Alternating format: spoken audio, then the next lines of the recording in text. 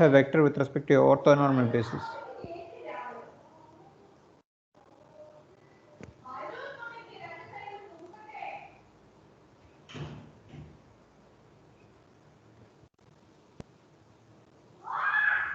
So we take the dot product of the vector with the corresponding vector of the basis. Yes, yes. So you just take the dot products and you will get the corresponding coordinates. Yeah. So finally, we also asked the question, okay, how do you find a orthonormal basis of a vector space? Yeah. How do you find a orthonormal basis of a vector space?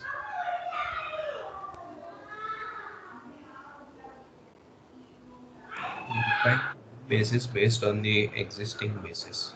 Yeah. Some So manipulations. okay, you have to do some manipulations. Okay. So let's define what is called a projection. Yeah. The projection, okay, of a vector v with respect to w is, how can you define the projection?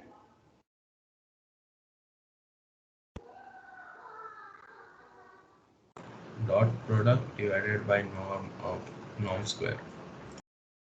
A dot product divided by norm square, and the norm is also a dot product, so it looks like this, yeah, times w.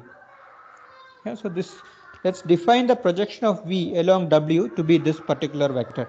Yeah, this is also a vector. Yeah, so this particular part is a scalar, yeah, and this entire thing is a vector.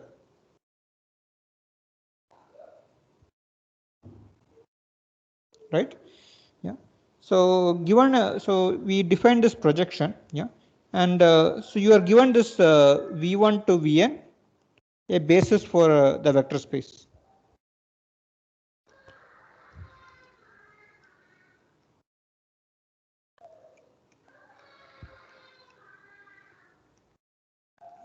So how do you convert it into orthonormal basis?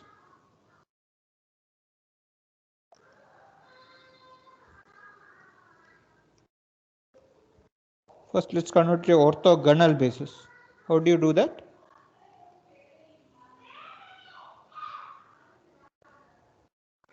How do you do that?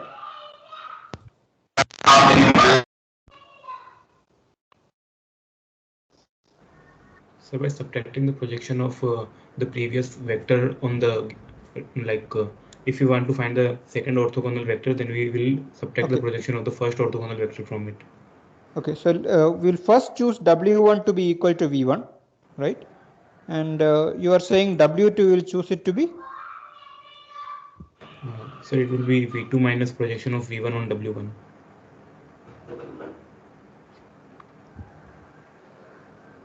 Projection of, okay, what should I write here? v2. v2. v2 on w1. w1, okay. And is w1 orthogonal to w2? Yes, sir. Yeah, so you can verify. Yeah. Now, how do you write w3? So we take v3 and remove the projection of v3 with respect to v3 here, okay, and with respect to w2, okay, and minus projection of v3 with respect to w1. and similarly, okay, so wn would be, in general, wn would be vn minus summation over I equal to 1 to n minus 1 projection of what is this I have to put here? Vn with respect to wn. With respect to wi. Yeah, this is the general formula. Is that clear to everyone? Yes, sir. Yeah. Okay. So yeah, then yeah, the claim is this w1 to wn are orthogonal. Yeah, they are, may not be orthonormal, but they are orthogonal. Okay, and yeah, it's easy to verify. Yeah, you just take the dot product and all the cross terms vanishes. Yeah, And what else? Yeah, what else is there? So how do you convert to orthonormal basis? This is a orthogonal basis, no? So we divide them with their respective norms. Yeah, we just divide by the respective norms. Okay. I hope all this is okay with everybody. Anybody has a doubt regarding this?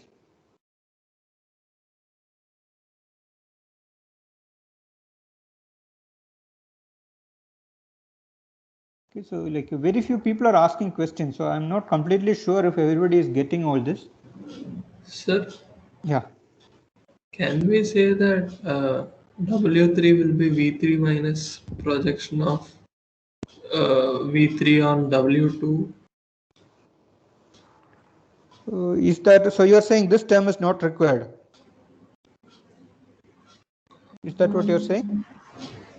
So this term is not required. That's what you're not. saying. Yeah, maybe not. Okay, maybe not. Okay, so W2 and W3 are orthogonal. Yes, sir. But is W1 and W3 orthogonal? That. Yeah. So if W1 and W3 has to be orthogonal, you need this term also.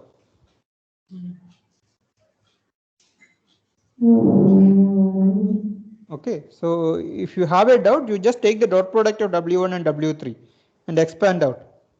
Yeah, and there will be a non-zero term coming from this side, and there will be non-zero term coming from this side, and they cancel out because of this minus. Yeah, so Yes. yeah, you need to subtract out the projections to all the previous vectors, then only this will work. Okay. Sir? Yeah.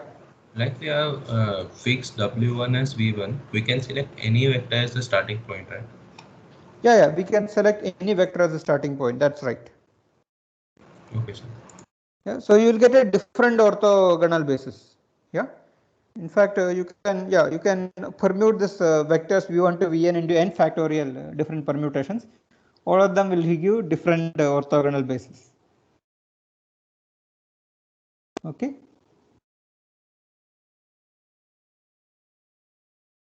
Yeah. So so typically there is a notation. Yeah. So so you can also define orthogonality with respect to subspaces also. Yeah. So orthogonality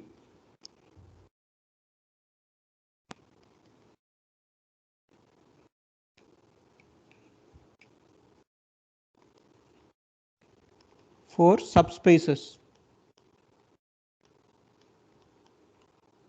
Yeah. So you can say V is orthogonal to a subspace U. What do you mean by that? What does this mean? So V is orthogonal to all the vectors in the subspace. Yeah. So for all vectors U in the subspace, yeah, V is orthogonal to U. That's what this means. Yeah. So yeah, so you can define orthogonality for subspaces. Yeah. You can also define projections to a subspace. Yeah. You can define projection. We wrote small. Okay.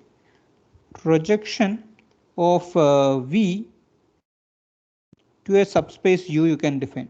So what would that be?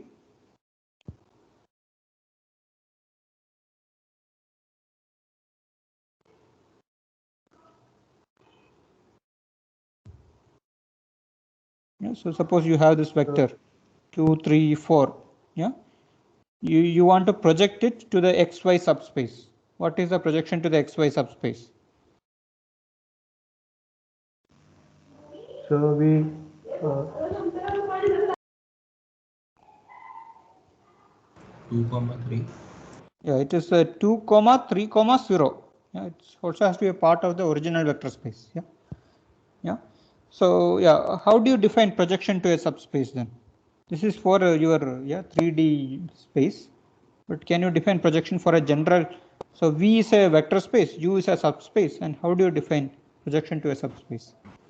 Sir, the coordinates for the projection will be given by the projection of the original vector along each of the bases for the subspace. Okay.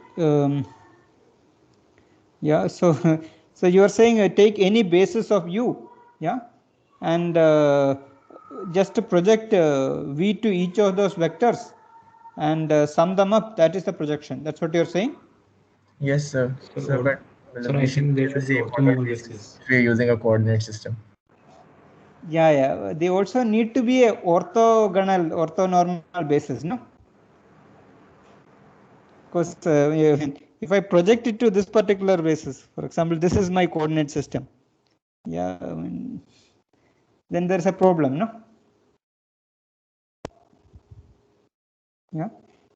So is equal to summation over I equal to 1 to, let's say, some k, the projection of V to some ui, where u1 up to uk are orthogonal basis for u. Yeah. So this is how you define projection for a subspace. Sir, one question. Yeah. Sir, even if we took the like suppose we took a non-orthogonal basis and we did the whole projection business and we represent it as represent the vector as a column vector with respect to this non-orthogonal basis, wouldn't that still be the same vector even if represented differently? No, it won't be the same vector. Yeah. So this, I mean, could you repeat that again? Sir, suppose I have a non-orthogonal basis, say alpha 1 till alpha k. I take my original vector and I find the projection across, like projection with respect to alpha 1 till alpha k for all of them. And I say that alpha 1 till alpha k is my new basis, and using this basis I make a column vector to represent the coordinate of my projection. So first of all, a few things. So this definition, so remember, I mean, this definition is not with respect to some coordinate system or anything. This is a general definition. Yeah. V and W is some abstract vectors. This is an abstract dot product. Yeah. We are not assuming a particular basis or anything. We are not assuming these are the coordinates according to a particular basis. Yeah. This formula is a general formula. Okay. Yes, sir. But like, and sir, I don't get why it doesn't work. Yeah. So suppose you take the vector 2, 3. Yeah. And suppose you take a vector in the subspace itself. Yeah. Now, let's say you have a vector V. Yeah. Can you write V as V dot, let's say, I mean, V1 to Vk or is some arbitrary basis? Can you write it as like this?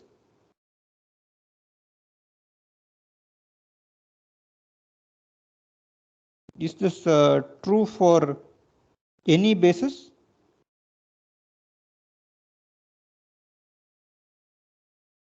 Is this formula true for any basis? Yeah. Last time we saw that this particular formula is true for orthogonal basis. Yes, sir. Right, yeah? sir. This particular formula is not true for any arbitrary basis. It's only for orthogonal basis this is true. Right, sir. Right, sir. Yeah. So it's extremely essential that this U1 to UK are orthogonal.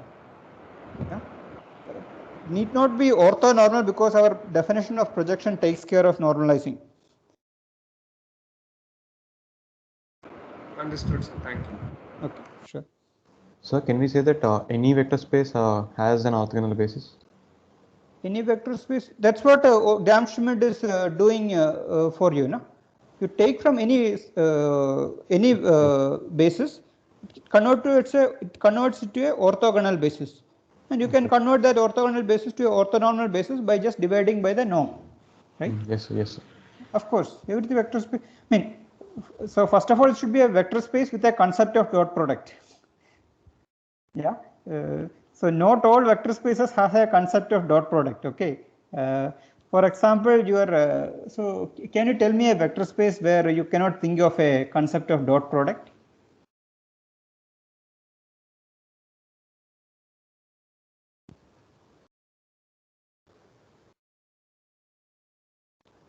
Yeah, I think inner product you can still do. Yeah. So we're defining orthogonal with respect to inner product, aren't we? Yeah. Yes. Everything is defined with respect to some inner product. Yes. Not necessarily dot, right? Not necessarily dot. That's right. Okay, sir. Yeah. So the thing is, okay. Yeah. Just ignore that comment. Yeah. So yeah. So you can define orthogonality with respect to subspaces. You can define projection also with respect to subspaces. Okay. Now, yes. So in this definition for projection on a subspace, if K is less than the dimension of the vector space V, then what about the other remaining vectors? Would they become 0? Remaining vectors, you mean? For example, when we took the projection of 2, 3, 4 to the subspace XY plane, so that has only K up till 2, right? So the third one automatically became 0. So is that true for all subspaces?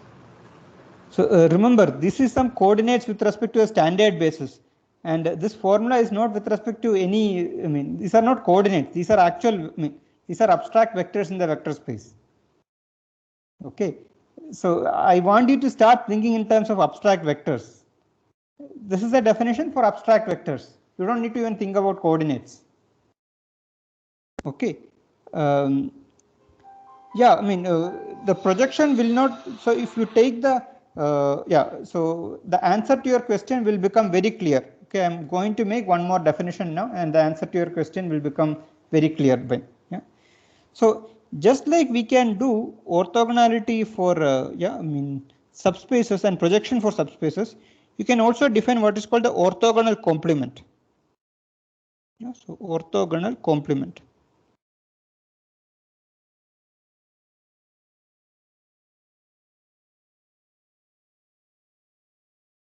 Yeah. So what is a orthogonal complement? So U perp. So U is a subspace. In fact, U is a set of vectors. Yeah. Let U be a set of vectors. It is not even a subspace. It is a subset of V. Yeah, V is a n-dimensional vector space. Let's say.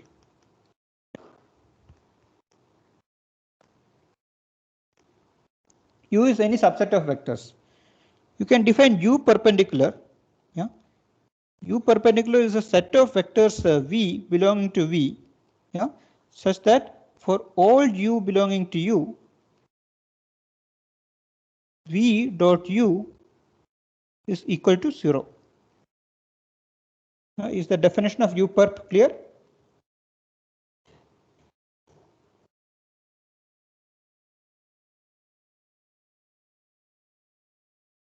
Yes. So you have a subset of V. You can define the orthogonal complement of U. Yeah. Now is U perp a subspace?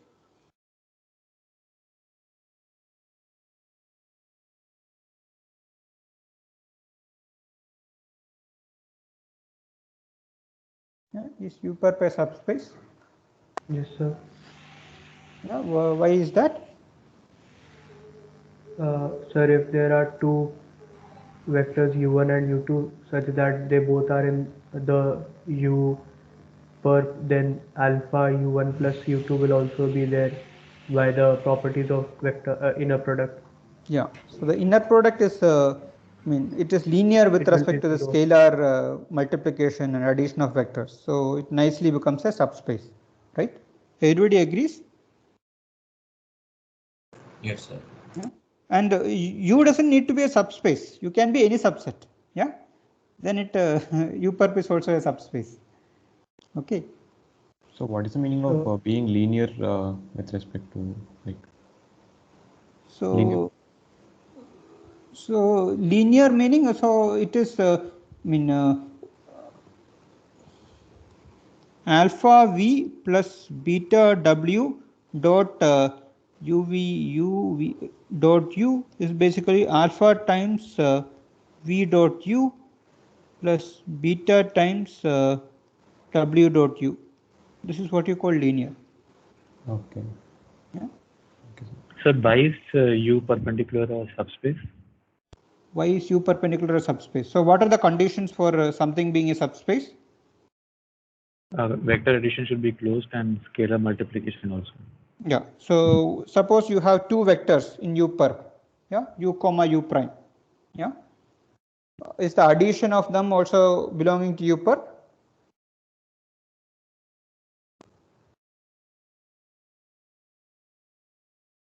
Suppose A comma B belongs to U-perp. Yeah. What can you say about A plus B?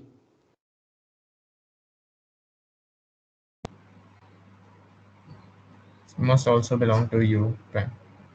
Why is that? So using the linearity of inner product. Is that clear?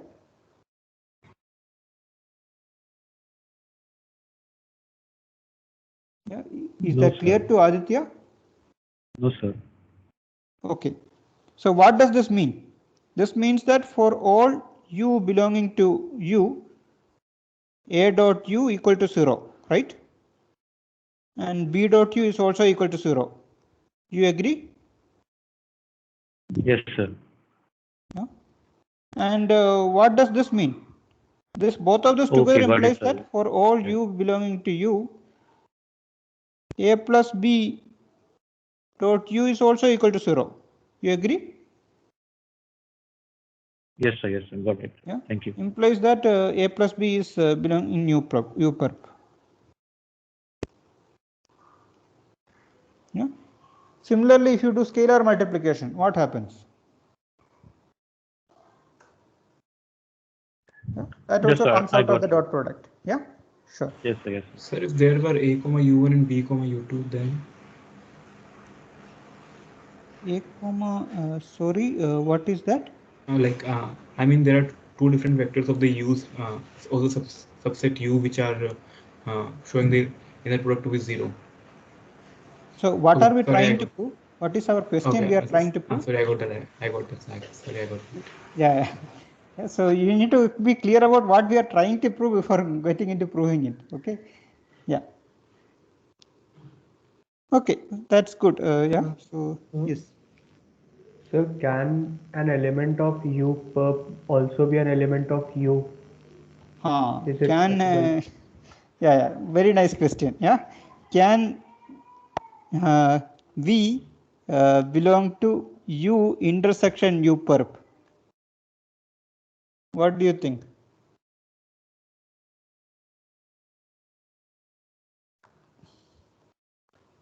I mean, sir, if U happens to be an orthogonal set, then all of them will be in that intersection, right? Just an example. I didn't follow that. What do you mean? Sir, if every vector in U is orthogonal to every other vector, then all of them will be in the intersection. Why? Sir, I think this is only possible if U is the set containing the null vector.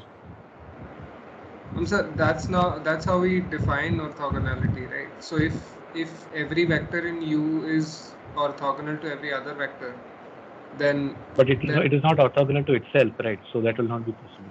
Oh, right. Yeah. So what does this mean? Yeah, this means that V has to be V dot V has to be equal to 0. Yeah. Is this possible? Null vector. So only if V is null. Only if V is a 0 vector. Yeah. Yeah. So this leads to a very interesting conclusion. Yeah. That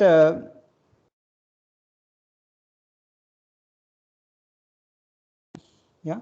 So suppose U is a subspace. Okay. Suppose U is a subspace.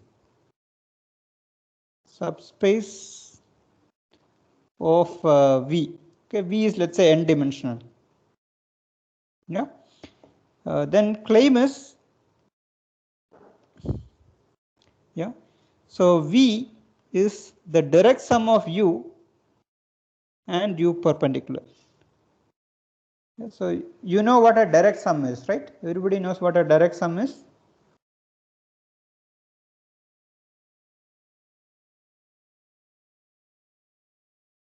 I was told that direct sum was covered in the first part. Yes, sir. Yes, sir. Yes, sir. Yeah. So what is a direct sum? Sir, the sum of all the possible pairs in the two subspaces. So at the intersection is null set. Okay. Yeah. So U is a subspace. U perp is also a subspace. You guys just told me that U perp is also a subspace. Yeah. If you take the direct sum of U and U perp, you will get the entire vector space. Why? Because they are disjoint. Because, okay, they are disjoint. Okay, that is very nice. So okay, proof. So we just showed that U intersection U perp is equal to the zero vector. Okay, is this good enough? I don't think so, sir, because So we also have to show the union spans the entire vector space. Yes, sir. So this is not good enough to show that this is true, right? Yes, sir. Yeah. So we have to show that the dimension of the RHS is also n. Okay. We need to show that dimensions of RHS is equal to n. Yeah. We need to show. So one thing is clear. Yeah.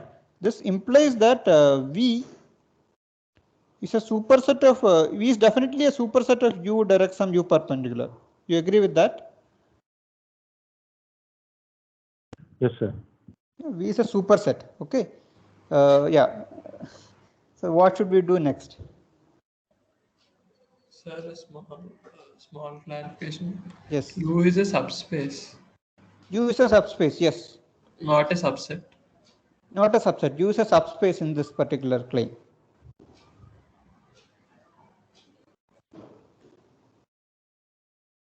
Okay. I mean, direct sum only works for subspaces. It doesn't work for arbitrary sets. Yeah.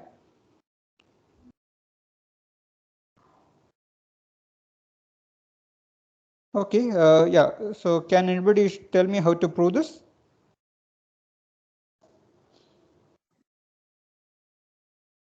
So let's assume there exists an element that does not belong to either set. Okay. So assume V belongs to V bar this direct sum. Yes. Yeah, this is set minus. Yeah. So yeah. What about V? Therefore, can we say that it is therefore not orthogonal with either U or U transpose?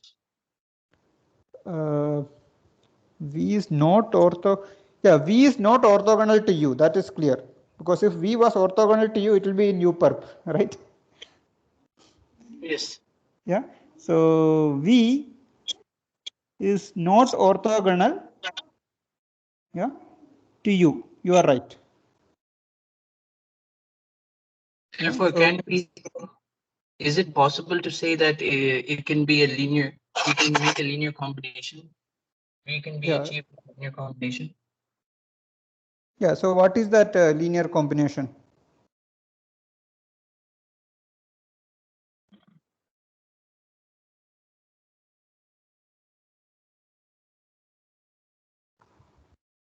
Sir, can we do something as in we can divide V into its projections on the orthonormal basis?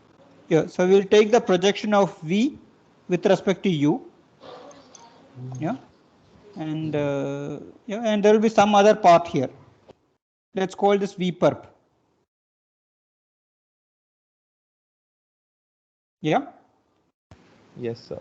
So basically, V is basically the projection of on U of V plus V minus the projection of U. Projection of on U of V. Do you agree? Yes, sir. Yeah. This is a vector in the vector space. Yeah. Now, is this orthogonal to U? Is this part orthogonal to U? Yes, sir. Yes, sir. Why is this part orthogonal to U? It's very similar to the Gram-Schmidt orthogonalization. We are removing all the projections from that part, so it must be orthogonal. So this vector, let's call this vector, let's say W. You are saying W dot W is orthogonal to U. Why? Because we have removed the part that was along U, so the part that remains should be orthogonal to U. Yeah. So you agree? Everybody agrees? Yes, sir. Yeah. So here U is a subspace. U is a subspace, yes. So projection of V on U implies the sum of all the projections on the individual vectors in Yes, the yes. orthonormal basis. Yes. Okay. Yeah. Okay. So this is orthogonal. W is orthogonal to U, right? But then V is written as, so this belongs to U, you agree? And this belongs to U perp.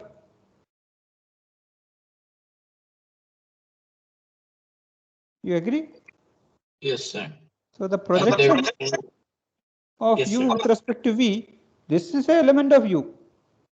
And if you take the V minus projection of V with respect to U, this belongs to U perp. You agree? Yes, sir. Yeah. But then V is written as an element of U plus an element of U perp, which is contradicting this.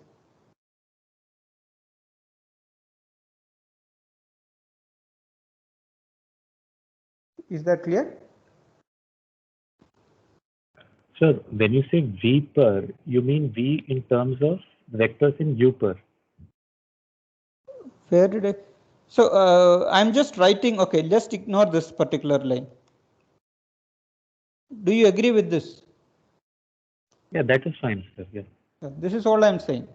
I'm just writing V like this, yeah, as a sum of two vectors, yeah, this projection and some vector called W, which is this, yeah. And the question I am asking is W orthogonal to U? Is the dot product of any vector in capital U, yeah, with W is it equal to 0?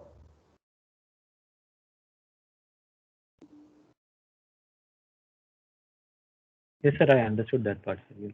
Yeah. So there is a contradiction.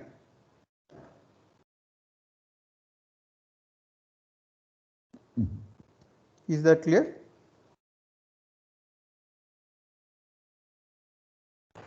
Yes, sir. Okay. Yeah. So this is a very nice result. So you can write any vector space into U and its orthogonal complement. And I hope this also answers one of the previous questions. Yeah. So basically, yeah, I mean, this vector space XYC is basically the direct sum of the XY plane and the C direction vector space. Yeah. So yeah, I mean the C component is 0 when the XY plane. Okay, and we are just generalizing this idea to arbitrary abstract vector spaces. Okay.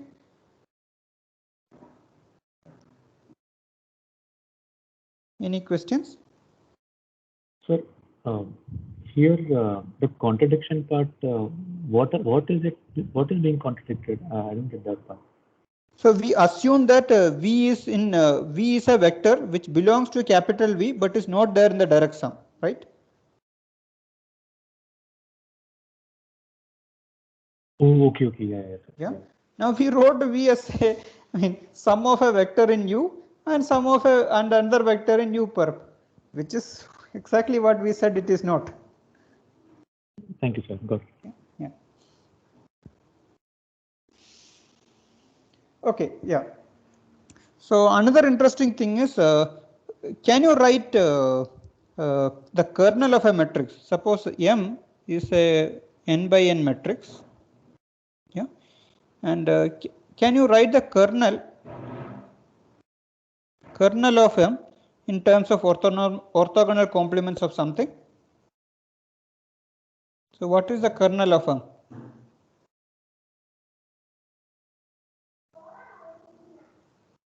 What is the definition of the kernel?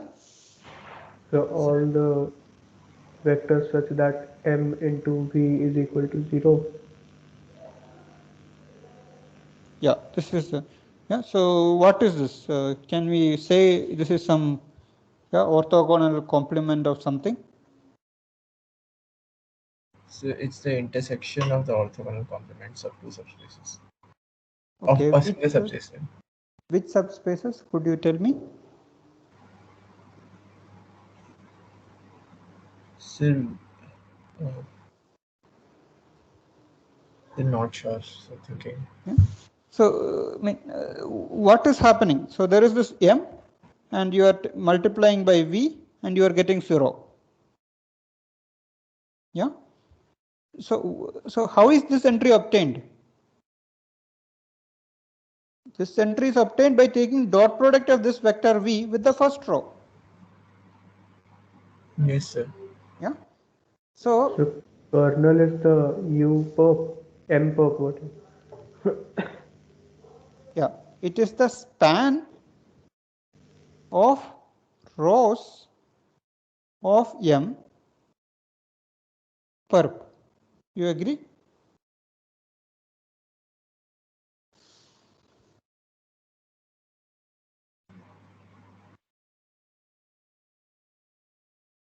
Or you don't even need the span actually. It is the rows of M perp. So can you please re-explain this last one? So what is the kernel? The kernel is basically a set of all vectors for which the dot product with each of the rows is 0, right?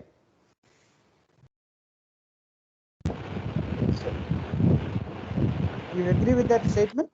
The kernel is a set of all vectors for which the dot product with every row is 0. Yes, sir. Yeah? And what does that mean? That means that V is orthogonal to all the rows. Yeah. So I take all the rows and take the perpendicular. That is the kernel. Yeah. Yes. So yeah, I don't even need to write span actually here. So I can always just write rows of M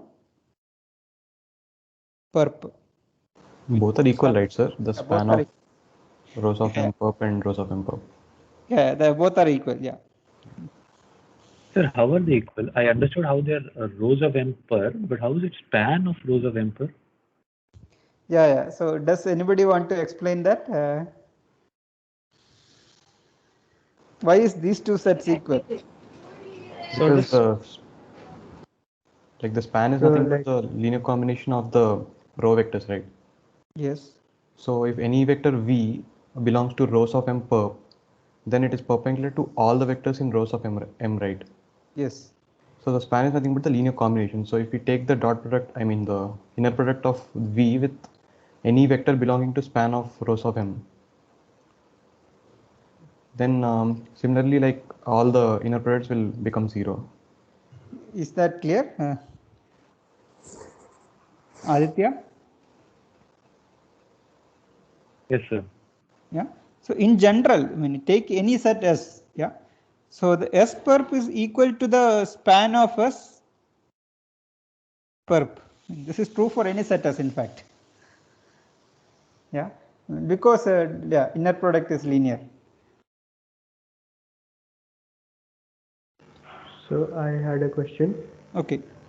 So we were discussing abstract inner products, then like how did we go from there to the dot product in this definition? Yeah, so if you want to define kernel, it has to be with respect to a dot product. Yeah, in this particular case, it is with respect to a dot product. Like, no, but what if we had some abstract inner product? No. So I mean, the thing is, we need to have a matrix, and matrix is with respect to some coordinate system. Yeah. Yeah. So this particular result is for the dot product. Yeah. I mean, I don't know what the meaning of the statement is with respect to some arbitrary inner product. I mean, well, yeah, the kernel definition is with respect to a dot product. So like for an arbitrary one, we won't consider M as a matrix, but as a transformation. Yeah, but what do you mean by rows of a transformation? So rows of a transformation could be the basis vectors maybe. Basis vectors of what? Sir, of. So, okay, I'll think about it. Yeah. So I'm not sure what the general statement is. Yeah, once you have some sort of a general statement, we can see how to generalize this, but I don't see what the general statement is right now. Okay. Yeah. Excuse me, sir. Yeah. Sir, you said that the span of S is per equals to S per, no, sir? Yes. Sir, like whatever, like who I explained earlier, they have explained only one way, right? We have to prove the other way also. So here, span of rows of M per and rows of M per. Now, if we assume there is some V which belongs to rows of M per, then obviously that belongs to span of rows of M per as well. But what about the converse? Yeah, that's a very good question. Yeah. So it's very easy to see that S per, so which direction is easy to see? Sir, if V belongs to S per, then V also belongs to span of S per. Yeah, so this is a subset of span of S per. That's what you're saying? Yes, sir. Okay, so this is very easy to see. Yeah. But what about the other direction? Is that also trivial? So it's not trivial. So S is a subset of span of S, no? Yes, sir. So I'm saying this line is trivial. The proving subset other way around will not be trivial. Okay, let me just try. So suppose you have a vector which is in span of S per, right? Yeah. Yes. Okay, sir. It's also perpendicular to S also, no? You are saying it is perpendicular to span of S, and obviously it is perpendicular to S also.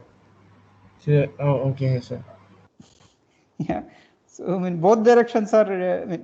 It's good that you stated this. Yeah, it's good that you separately try to prove this, but both directions are not too hard to see. Okay. Sir, can you please repeat that again? How you got the So the first statement is clear. Yes, sir. Yeah. Now you want to prove this particular part. Yeah. So suppose you have an element in span of S perp. Yeah, suppose V belongs to span of S perp. Yeah. S is okay, any sir. set. S is any set. Yeah. Suppose V belong to span of S perp. Now, V is orthogonal to the span of S. Yeah. Then V is also orthogonal to S also, no? Okay, got it, sir. Yeah. Yeah, yeah. So S is any. If S is a subspace, then S equal to span of S. Otherwise, there is a confusion here. Okay. So S is any subset.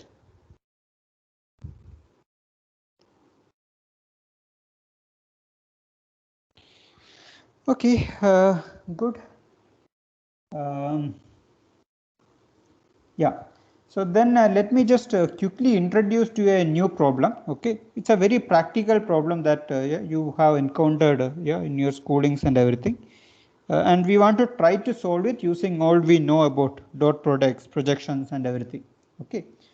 So remember this fitting.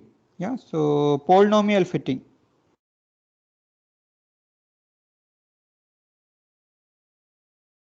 Yeah. So you conducted your experiment. Yeah.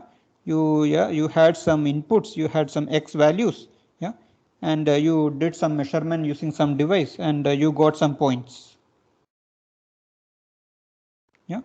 You got some points like this. Yeah. So this is x1, y1, x2, y2, x and yn. Yeah, you might have done this in your schoolings. You conducted some lab experiments and you got this xi, yi and everything, and then you fitted some curve through xi, yi. Yeah. So suppose you are told that okay, there is a quadratic fit you want to find. Yeah. There is an unknown function ax squared plus bx plus c equal to y. Yeah. How do you find ABC? So by forming three equations in three variables. Okay, so yeah, tell me the metrics and everything involved. So like I cannot think of the matrix, but we will put x1 first and the RHS would be y1 and so on. Okay, so the RHS is basically y1 to yn, you are saying? Yes, sir, and the coefficients would be x1 ABC. square, x1. Yeah, so we want to find this unknown ABC, right? Yes, sir, the unknown is ABC. Yeah, and there has to be some matrix here.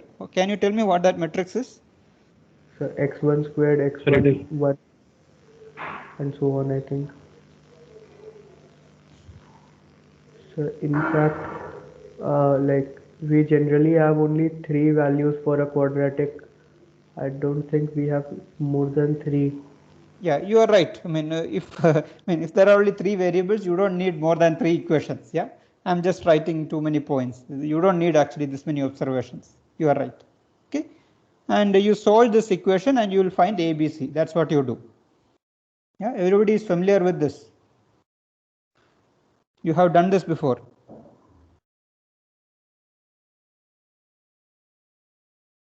Yeah. Yes, sir. Yeah. Now the problem is your measurement device, yeah, has some error. Okay, it doesn't give you exactly the y, but the y has some error. Okay, so this is fitting with errors.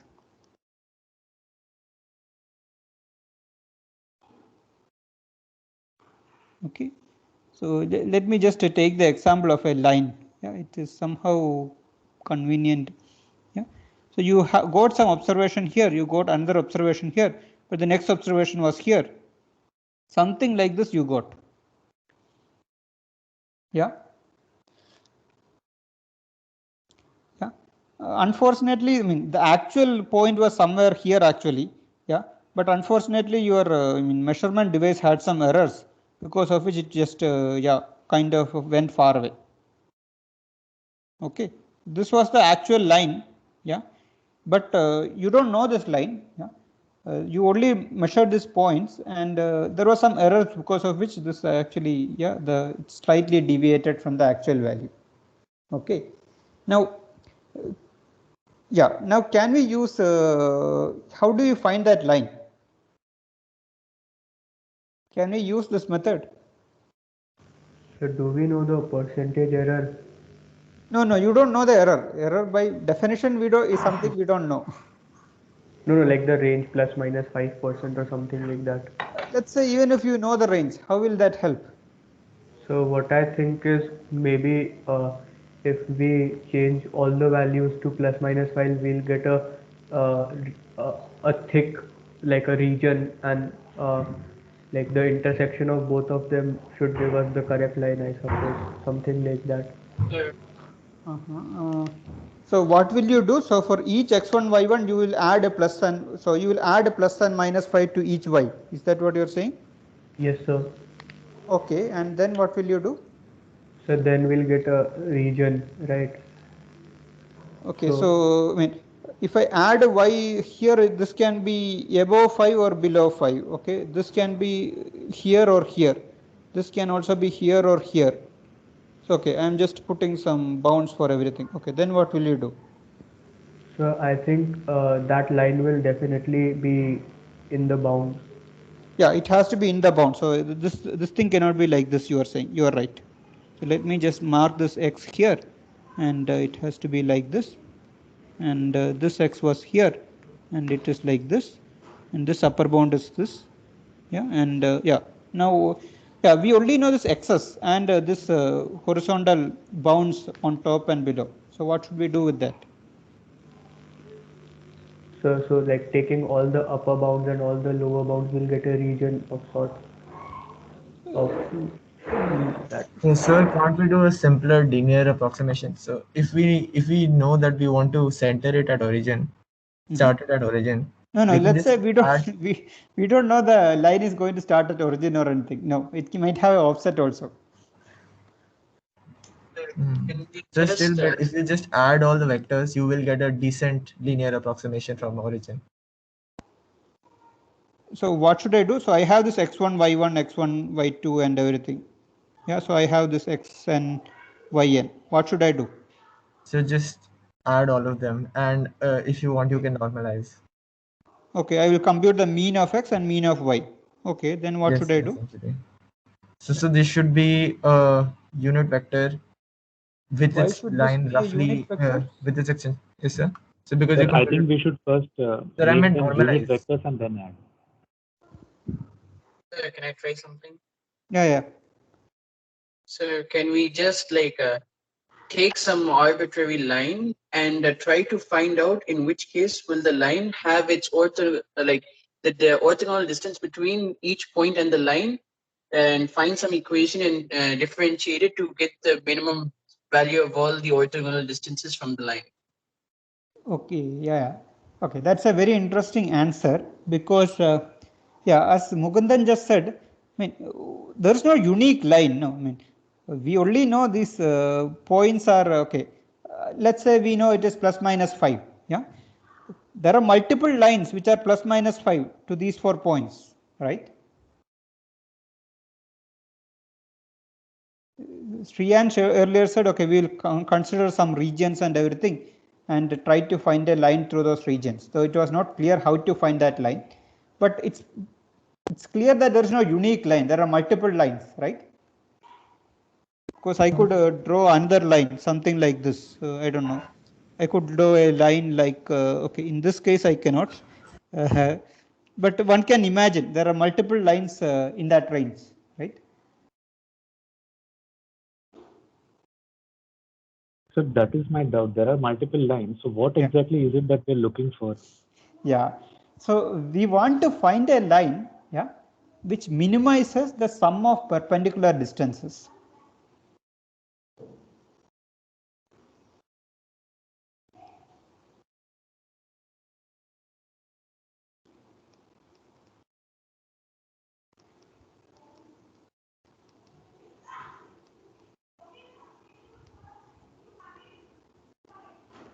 Okay, perpendicular distances, you know a better word for perpendicular distances, it's called projections.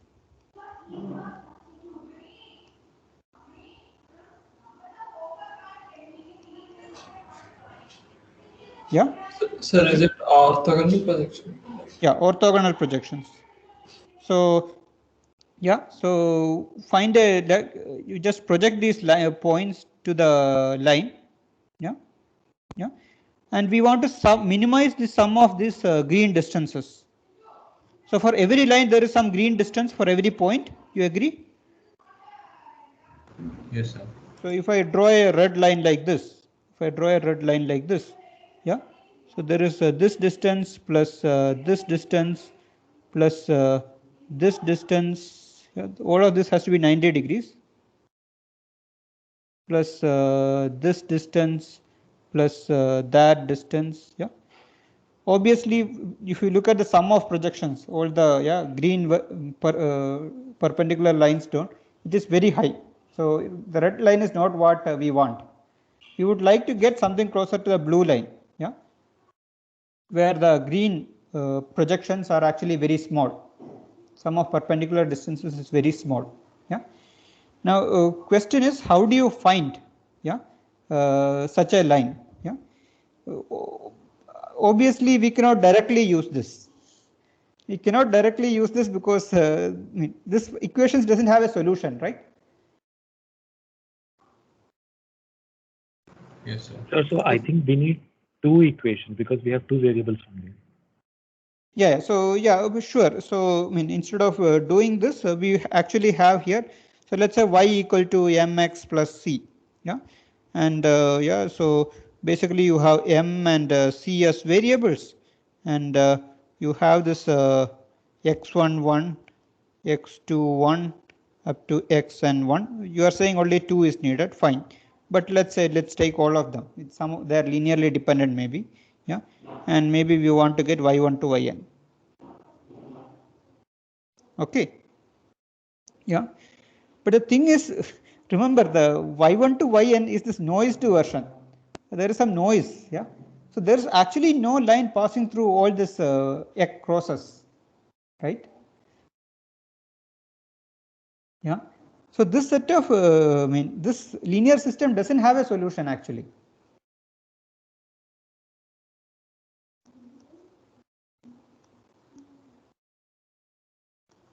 You agree?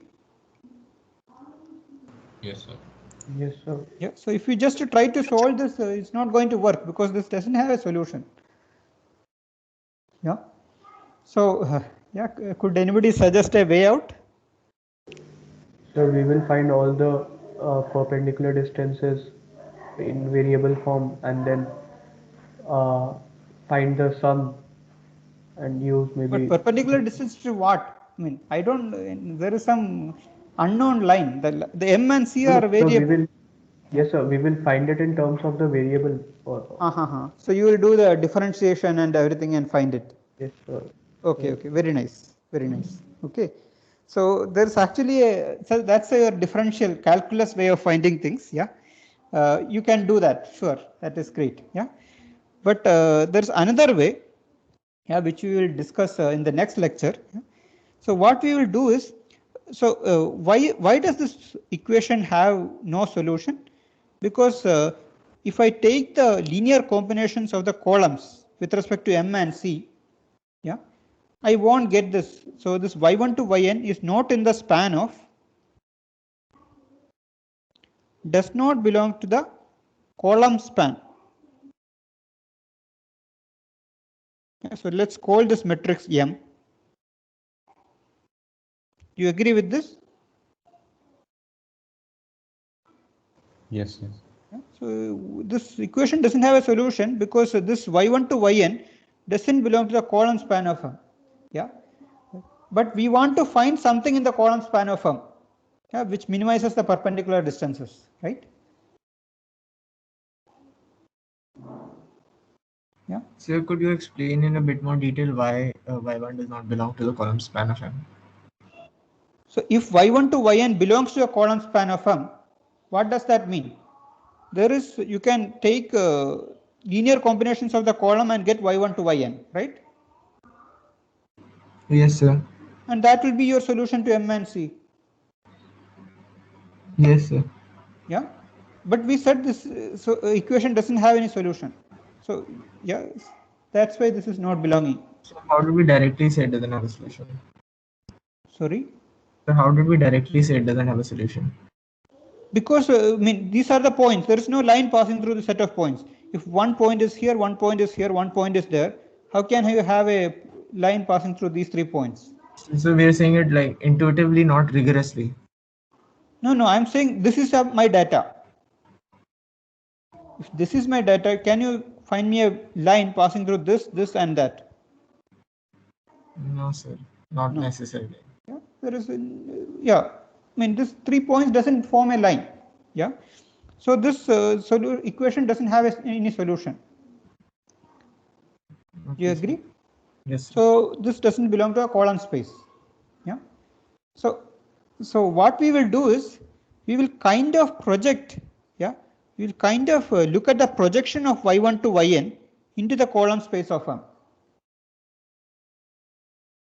Yeah. So y1 to ym need not have a, I mean,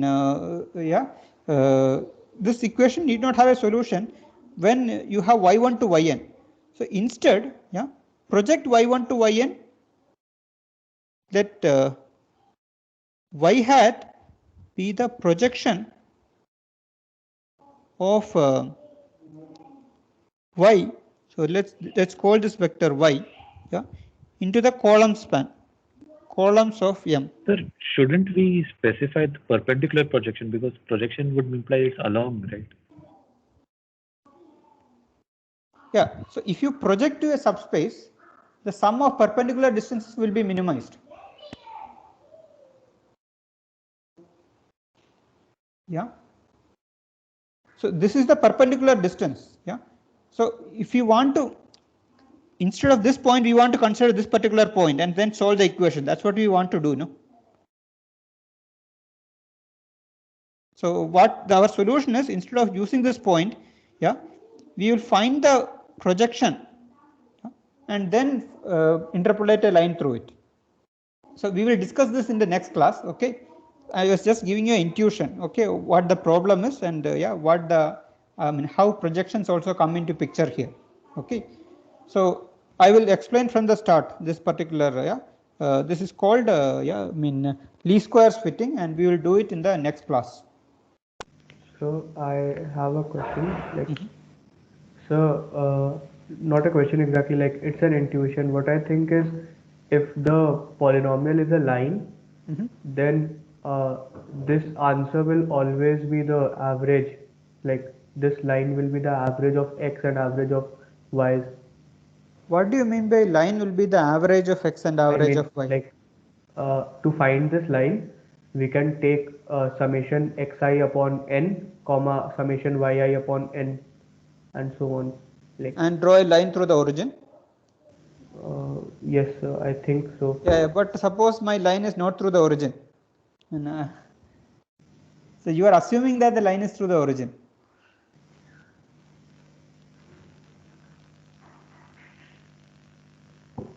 Yeah, so it might be some, it might be some polynomials. For example, the same thing we can do with polynomials also. Maybe my, I had some errors. Instead of this x, I got that x.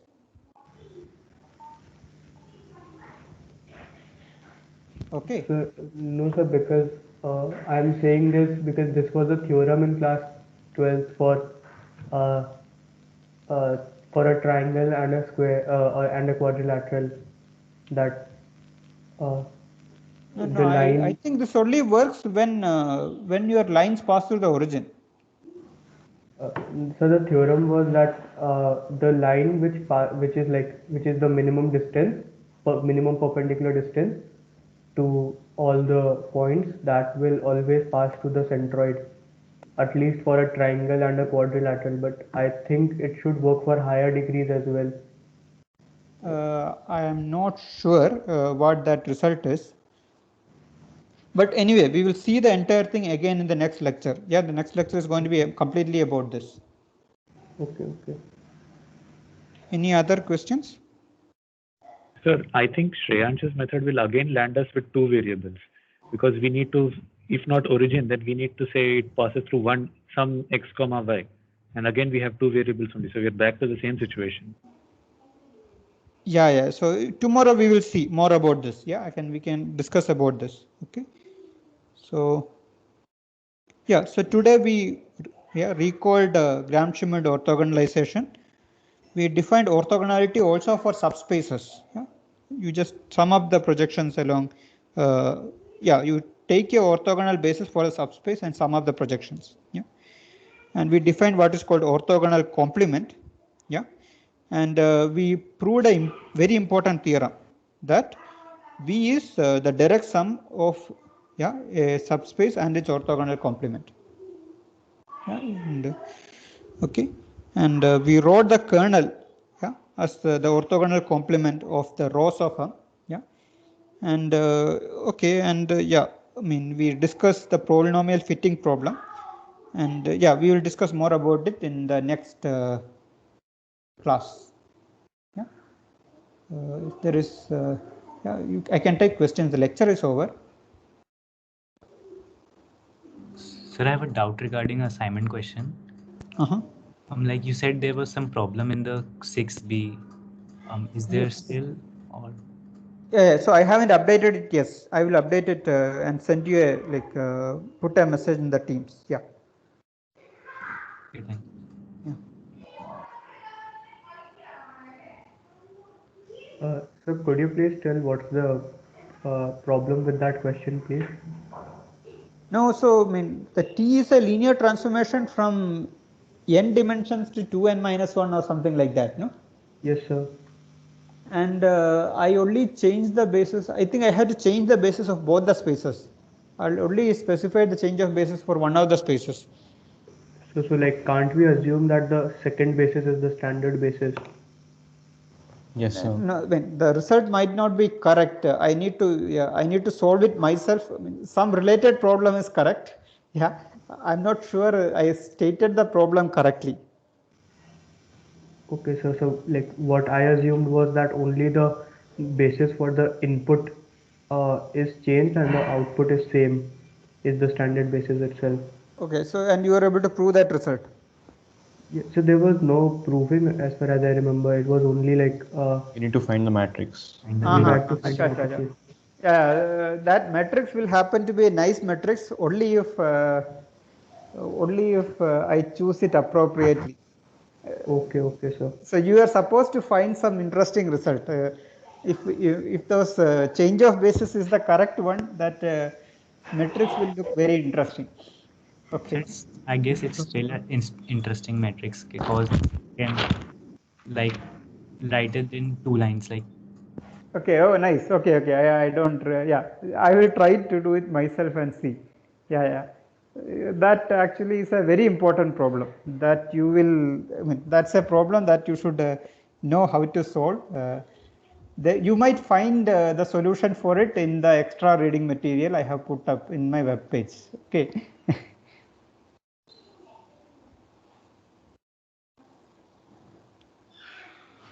Okay, if there is no other questions, I can end the class. Thank you, sir. Thank you, sir. Okay, thank you. Thank you, everyone. Thank you, sir. Thank you, sir. Thanks a lot. Thank you, sir.